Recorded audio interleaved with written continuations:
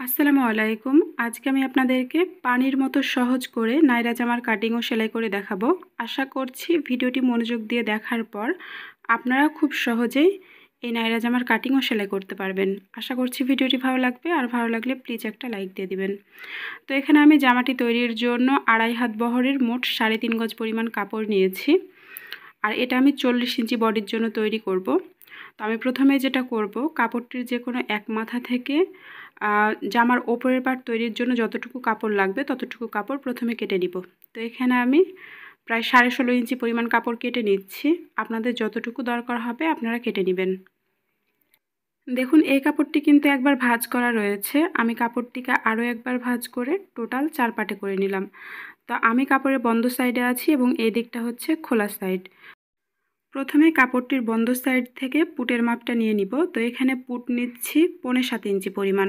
40 ইঞ্চি বডির জন্য পুটের মাপটা 7.5 ইঞ্চি নিতে পারেন, এবং আর্মহোলের লম্বাটা এখানে 7 ইঞ্চি নিলাম।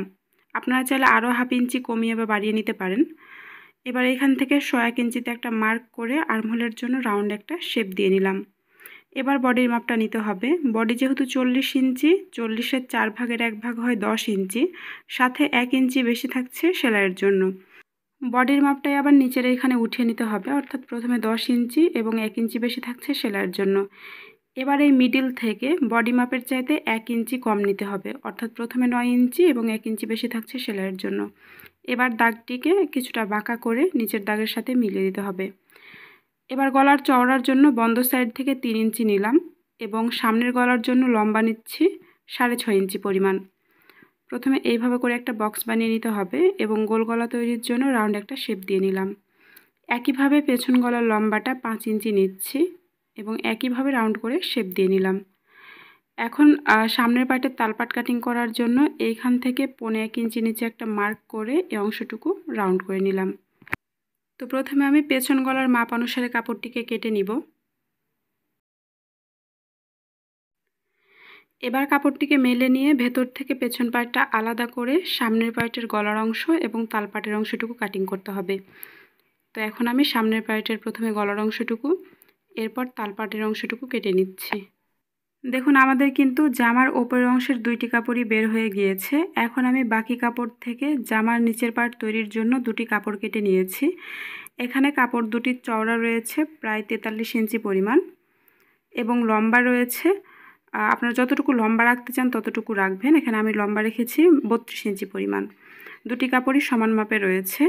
এরপর বাকি কাপড় থেকে হাতার কাপড়টা কেটে নিব। তো এখানে কাপড়টি কিন্তু এক সাইড থেকে একবার ভাঁজ করা রয়েছে, আমি আরও একবার ভাঁজ করে টোটাল 4 পার্ট করে নিলাম। এবার প্রথমে হাতার লম্বার মাপটা নিতে হবে। এখানে আমি যেহেতু হাতার লম্বাটা কোনোই পর্যন্ত রাখবো, তাই এখানে 16.5 ইঞ্চিতে মার্ক করে নিচ্ছি। আপনারা চাইলে লম্বার মাপটা আরও বাড়িয়ে বা কমিয়ে নিতে পারেন। তো এখন আমি বাড়তি কাপড়টুকু প্রথমে কেটে নিচ্ছি। এরপরে হাতার শেপ দেওয়ার জন্য ওপর থেকে 3.25 ইঞ্চিতে একটা মার্ক করে এখানে সোজা একটা দাগ কেটে নিলাম।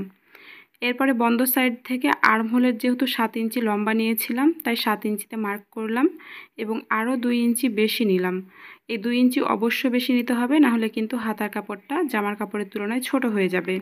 দাগটিকে নিচ পর্যন্ত মিলিয়ে দিয়েছি। এবার এই পাশ থেকে 4 ইঞ্চিতে একটা মার্ক করে এইখান থেকে এই দাগ পর্যন্ত বাঁকা করে একটা শেপ দিয়ে নিলাম। এবার মুহুরির জন্য বন্ধ সাইড থেকে 5 ইঞ্চি এবং এক্সট্রা 1 ইঞ্চি সেলাইয়ের জন্য নিয়ে দাগটিকে এখান পর্যন্ত মিলিয়ে দিয়েছি। এবার দাগ অনুসারে কাপড়টি কেটে নিতে হবে, তাহলে কিন্তু একই সাথে 2টি হাতা বের হয়ে যাবে। আর এখন আমি হাতার তালপাট কাটিং করব না, যখন এটা জামার সাথে সেলাই করব তখন তালপাটের অংশটুকু কাটিং করব। এখন আমি আপনাদেরকে জামাটা সেলাই করে দেখাবো। তো প্রথমে কিন্তু গলার অংশটুকু সেলাই করতে হবে। এখানে আমি গলার অংশটুকু সেলাই করার জন্য একটা ছোট কাপড় নিয়েছি। এবার ছোট কাপড়ের ওপর গলার কাপড়টিকে বন্ধ সাইড থেকে মিলিয়ে ধরতে হবে। এরপরে গলার মাপটা নিচের কাপড়ের ওপর উঠিয়ে নিতে হবে। অবশ্যই কিন্তু 2টি কাপড়কে বন্ধ পাশ থেকে আপনারা মিলিয়ে রাখবেন। এবার এই দাগ থেকে 2 ইঞ্চি বাইরে আরও কয়েকটা দাগ কেটে নিতে হবে, এবং দাগগুলোকে মিলিয়ে দিয়ে দাগ অনুসারে কাপড়টি কেটে ফেলতে হবে। নর্মাল জামার গলা আমরা যেভাবে সেলাই করে থাকি সেমভাবে কিন্তু এই জামার গলার অংশটিকেও সেলাই করে নিব। এখন যেটা করতে হবে, কাপড়টিকে উল্টো দিকে চিকন করে ভাঁজ করে সেলাই করে নিতে হবে।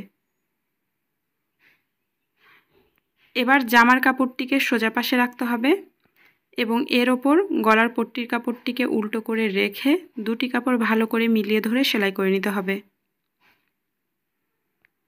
এখন সেলাইয়ের বাইরের কাপড়ে কিছু দূর পর পর ছোট ছোট করে কয়েকটা কাট বসিয়ে নিতে হবে, এতে করে গলার ফিনিশিংটা ভালো আসবে। এবার পট্টির কাপড়টিকে জামার উল্টো পাশে প্রথমে ভালো করে উল্টিয়ে নিতে হবে। চাইলে আপনারা মেশিনের ধার দিয়ে এইভাবে করে ঘষে নিতে পারেন।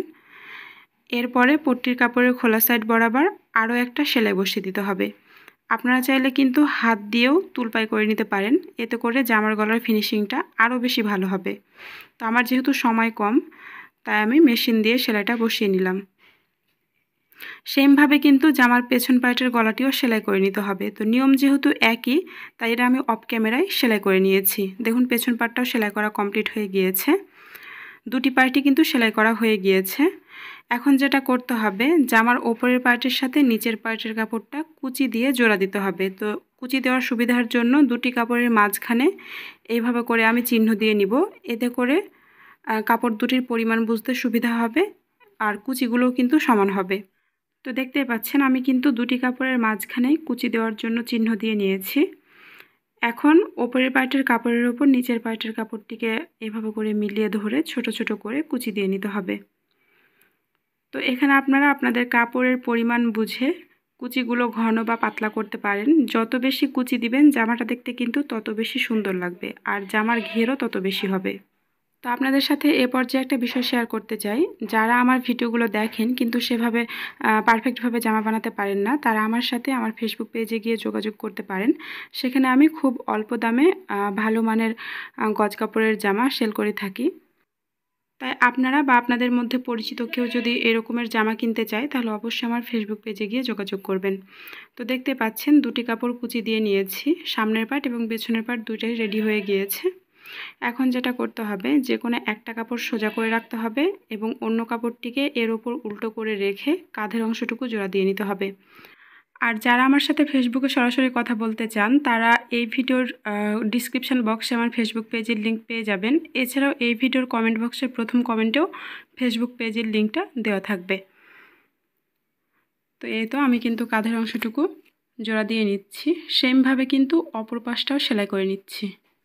দেখুন আমাদের কিন্তু কাঁধের অংশটুকু জোড়া দেওয়া কমপ্লিট হয়ে গেল। এতটুকু হওয়ার পর এখন আমাদের জামার হাতাটা জোড়া দিতে হবে। তো এখানে আমি অফ ক্যামেরায় আগে থেকে হাতের মুহুরিতে একটা ডিজাইন করে নিয়েছি। এর পরের ভিডিওতে আমি আপনাদেরকে এই মুহুরির ডিজাইনটা শেয়ার করব, যেহেতু আজকের ভিডিওটা অনেক বড় হয়ে গিয়েছিল। এখন হাতা জোড়া দেওয়ার জন্য জামার কাপড়টিকে সোজা করে রেখেছি এবং জামার যে কাঁধের অংশটুকু রয়েছে অর্থাৎ মিডিল পয়েন্টটা মার্ক করে নিলাম। এরপরে হাতার কাপড়টিকে এইভাবে করে ভাঁজ করে হাতার কাপড়ের মিডিলেও একটা মার্ক করে নিয়েছি। এখন হাতার কাপড়টিকে জামার কাপড়ের ওপর উল্টো করে মেলে রাখতে হবে। অবশ্যই কিন্তু জামার কাপড়টি সোজা দিকে থাকবে এবং হাতার কাপড়টি উল্টো দিকে থাকবে। এরপর হাতার যে পাশে জামার সামনের পাটের অংশটুকু থাকবে, সেই পাশে তালপাটের অংশটুকু এইভাবে করে কেটে ফেলতে হবে। এবার হাতার কাপড় এবং জামার কাপড়ের মিডল পয়েন্ট একসাথে ভালো করে মিলিয়ে ধরে সেলাই করে নিতে হবে। তো এইভাবে করে যদি আপনারা হাতাটা জোড়া দেন, তাহলে কিন্তু একদম পারফেক্টভাবে হাতাটা জোড়া দিতে পারবেন। এছাড়াও পরবর্তীতে জামাটিকে ইচ্ছে মতো আপনারা টাইট বা লুজ করতে পারবেন। এইভাবে করে হাতা জোড়া দেওয়ার এটা হচ্ছে সবচাইতে বড় সুবিধা। তো আমি আবারও মিডল পয়েন্ট থেকে অন্য সাইড পর্যন্ত সেলাই করে নিলাম। এইভাবে একবার সেলাই করার পর আপনারা কিন্তু অবশ্যই ডাবল সেলাই দিয়ে নেবেন। তো আমি এই পাশের হাতাটি যেভাবে সেলাই করেছি, সেমভাবে কিন্তু অন্য পাশের হাতাটিও সেলাই করে নিব। নিয়মটা যেহেতু একই, তাই আমি অফ ক্যামেরায় সেলাইটা করে নিয়েছি। দেখতে পাচ্ছেন দুই পাশের হাতাই কিন্তু জোড়া দেওয়া কমপ্লিট হয়ে গিয়েছে। এখন যেটা করতে হবে, জামার কাপড়টিকে উল্টো পাশে প্রথমে ভালো করে ভাঁজ করে নিতে হবে এবং জামার হাতা থেকে কুচির কাপড় পর্যন্ত সেলাই করে নিতে হবে। অর্থাৎ জামার ওপরের পার্ট যে জায়গাতে শেষ হয়েছে, আমরা সেই জায়গাতে ব্যাক স্টিচ দিয়ে সেলাইটি থামিয়ে দেব।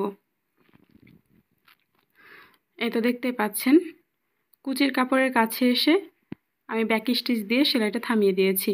এভাবে একবার সেলাই করার পর আপনারা কিন্তু অবশ্যই ডাবল সেলাই দিয়ে নেবেন এবং একইভাবে অন্য দিকটাও সেলাই করে নেবেন। দেখুন আমাদের কিন্তু জামার দুই পাশে সেলাই করা কমপ্লিট হয়ে গিয়েছে। এবার যেটা করতে হবে, জামার নিচের যে সাইড ফাড়াটুকু রয়েছে, এই সাইড ফাড়াটুকু সেলাই করতে হবে। তো আমরা নর্মাল কামিজের সাইড ফাড়া যেভাবে সেলাই করে থাকি সেমভাবে কিন্তু এই জামাটিকেও সেলাই করতে হবে। তো প্রথমে আমি সেলাইয়ের মার্জিন বরাবর কাপড়টিকে ভালো করে উল্টো দিকে উল্টিয়ে নিলাম। এরপরে উল্টো পাশে প্রথমে চিকন করে একবার, এরপরে চওড়া করে আরও একবার ভাঁজ করে সেলাই করে নিতে হবে। একদম কামিজের সাইড ফাড়ার মতো করেই কিন্তু এই জামার সাইড ফাড়াটা সেলাই করতে হবে। আশা করি আপনারা এই পর্যন্ত পুরো বিষয়টি ভালোভাবে বুঝতে পেরেছেন। এরপরও যদি ভিডিওর কোনো অংশ বুঝতে কোনো প্রবলেম থেকে যায় অবশ্যই আমাকে কমেন্ট করে জানাবেন। তো কোমরের এখানে আসার পর এই যে এইভাবে করে সেলাইটিকে ঘুরিয়ে নিতে হবে এবং অপর দিকটাও সেলাই করে নিতে হবে। আর আমি চেষ্টা করেছি একদম সহজভাবে আপনাদেরকে এই জামাটি তৈরি করে দেখানোর জন্য, তাই ভিডিওটা যদি ভালো লেগে থাকে অবশ্যই আমার ভিডিওতে একটা লাইক দিয়ে দিবেন। দেখুন সেলাইটি করা হয়ে গিয়েছে। সেমভাবে কিন্তু অন্য পাশের সাইড ফাড়াটিকেও সেলাই করতে হবে। তো একই নিয়মে আমি অফ ক্যামেরায় অন্য পাশের সাইড ফাড়াটিও সেলাই করে নিব। তো দুই পাশেরই কিন্তু সাইড ফাড়া সেলাই করা কমপ্লিট হয়ে গিয়েছে। এখন জামার নিচের অংশটুকু সেলাই করতে হবে। তো নিচের অংশের কাপড়টিকে উল্টো দিকে প্রথমে চিকন করে একবার ভাঁজ করতে হবে, এরপর চওড়া করে আরও একবার ভাঁজ করে সেলাই করে নিতে হবে। এ ধরনের নায়রা জামা তৈরি করা অনেক সহজ। আপনারা যদি ভিডিওটা একবার মনোযোগ দিয়ে দেখেন তাহলে আশা করি একবার দেখা মাত্রই জামাটা বানিয়ে ফেলতে পারবেন। তো একইভাবে আমি অন্য পাশটাও সেলাই করে নিব। তো অপর পাশটা সেলাই করার পর এখন আমাদের নায়রা জামার সাইড ফাড়াতে যে ডরি সহ লটকন ঝোলানো থাকে সেই জায়গাটা তৈরি করতে হবে।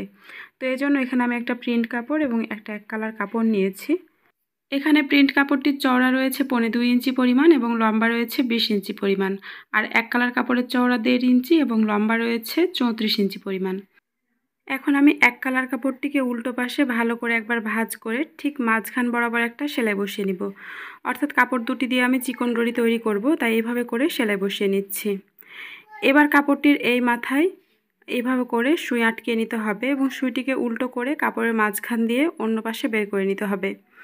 যারা এর আগে ডরি তৈরি করেছেন তাদের কাছে এটা খুব ইজি একটা কাজ, কিন্তু যারা এর আগে ডরি তৈরি করেন নাই তাদের কাছে কিন্তু এটা একটু কঠিন হবে। তো যাই হোক, আপনারা এইভাবে করে কাপড়টিকে উল্টিয়ে নেবেন, তাহলে কিন্তু চিকন একটা ডরি তৈরি হয়ে যাবে। সেমভাবে কিন্তু প্রিন্ট কাপড় দিয়েও অন্য একটা ডরি তৈরি করে নিতে হবে। তো নিয়মটা যেহেতু একই, তাই আমি প্রিন্ট কাপড়ের ডরিটা অফ ক্যামেরায় বানিয়ে নিয়েছি। এখন এই কাপড়টিকে 2.5 ইঞ্চি মাপে কেটে নিব। তো দেখুন আমি কিন্তু 2.5 ইঞ্চি মাপ অনুযায়ী কাপড়টিকে কেটে নিয়েছি। এখন যেটা করতে হবে, সাইড ফাড়াতে কাপড়গুলোকে একটা একটা করে জয়েন্ট করতে হবে। তো প্রথমে আমি ওপরের অংশটুকু এইভাবে করে মার্ক করে নিলাম। এখানে একটা কাপড় ভাঁজ করে কাপড়ের নিচে রেখে সেলাই করে নিতে হবে। এটা খুবই সহজ। আপনারা যদি আমার হাতের দিকে একটু মনোযোগ দিয়ে খেয়াল করেন তাহলে কিন্তু পুরো বিষয়টি বুঝতে পারবেন। তো ব্যাক স্টিচ দিয়ে আমি সেলাইটি করে নিলাম। এখন এই কাপড় থেকে 1 ইঞ্চি নিচে আরও দুটি মার্ক করতে হবে এবং সেখানেও কিন্তু ডরিগুলোকে অ্যাটাচ করতে হবে। তো আমি 1 ইঞ্চি পরপর আরও দুটি মার্ক করে নিয়েছি। আসলে এখানে যেহেতু আমি প্রিন্ট কাপড় ব্যবহার করেছি তাই আপনাদের একটু বুঝতে অসুবিধা হচ্ছে, কারণ প্রিন্ট কাপড়টা আর নিচে ডরি রাখলে সেটা খুব একটা চোখে পড়ছে না। এক কালার কাপড় হলে আপনারা বিষয়টি আরও ভালোভাবে বুঝতে পারতেন। তো এই তো আমি সেমভাবে কিন্তু আরও একটা ডরি দাগের নিচে এভাবে করে ভাঁজ করে রেখে সেলাই করে নিব। তো আপনারা চাইলে কিন্তু আরও 2-1টা ডরি এখানে অ্যাটাচ করতে পারেন। এখানে আমি মোট 2টা করেছি আর ওপরে একটা। এবার অপর পাশেও কিন্তু আরও 2টো ডরি সেলাই করে নিতে হবে। তো আমি বাকিটা অফ ক্যামেরায় তৈরি করে নিয়েছি। মোট এখানে আমি 5টা লুপ মানে ডরিগুলো দিয়েছি। এখন এই যে লাল যে ফিতাটা রয়েছে অর্থাৎ ডরিটা রয়েছে, এটাকে এই ডরিগুলোর মাঝখান দিয়ে আড়াআড়িভাবে বের করে নিতে হবে।